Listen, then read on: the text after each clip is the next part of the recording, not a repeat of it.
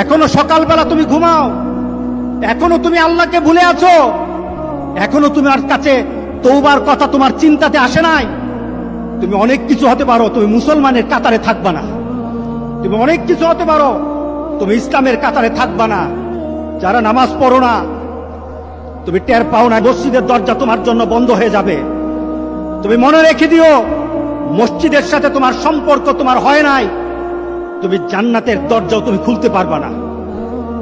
নামাজের ব্যাপারে আমাদের কোনো সহজতা নাই, কোনো কম্প্রোমাইজ নাই, কারোর সাথে আমার সম্পর্ক নাই। নামাজ আছে তো সম্পর্ক আছে, নামাজ নাই আল্লাহর সাথে তার সম্পর্ক নাই, আমার সাথে তার কোনো সম্পর্ক নাই। নামাজ যারা পড়ে না, ঘাড় ধরে ধরে তাদেরকে আনেন। কেন নামাজ পড়বা না? তুমি মুসলমান, এই মুহূর্তে তুমি আমরা এক কাতারে দাঁড়াই।